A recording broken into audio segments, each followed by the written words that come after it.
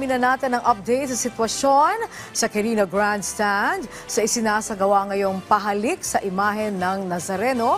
Ihatid sa atin yan sa sentro ng balita ni Bernard Ferrer live.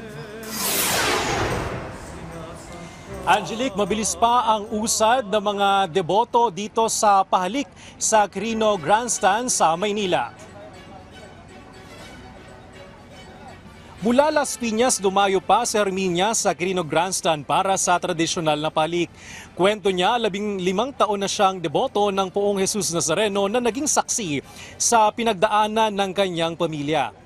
Kasabay nito, tiniyak ng kapulisan ang seguridad sa lugar, lalo na sa designated entry at exit points hanggang sa mismong pila ng mga deboto. Sa ngayon, wala pang namomonitor na banta pero hindi sila nagpapakakumpiyansa at patuloy na ipinatutupad ang security measures. Nakalat din ang mga medical team at quick response unit para sa emergency cases. Nakapwesto ang command center ng MMDA na nagbabantay sa kaayusan ng lugar. Nag-inspeksyon naman ngayong araw si MMDA Chairman Romando Don Artes kasama ang iba pang opisyal ng ahensya. By tonight, we expect po a huge crowd. Kaya po tayo naglagay na ng mga barikada doon para maiayos po ang pila. Ganon din, naglagay po tayo ng tent.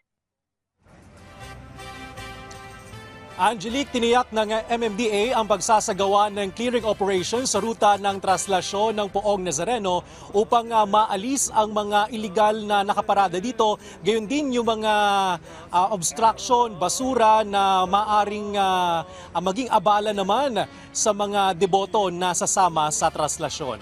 Angelique? Okay, may napansin ka bang mga bata na dala-dala ngayon diyan?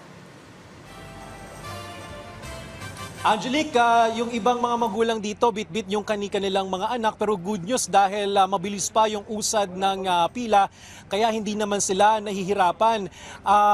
Ngayong hapon, Angelique, hanggang mamayang gabi, ito yung inaasahan na dagsa ng mga deboto ng Nazareno na pinaghahandaan na naman ng mga seguridad, kaya maaga nilang inilatag yung mga barricades, yung tent, para maging maayos yung pila at maging komportable yung mga deboto na pupunta dito sa Quirino Grandstand. Angelique? Alright, maraming salamat sa iyo, Bernard Ferrer.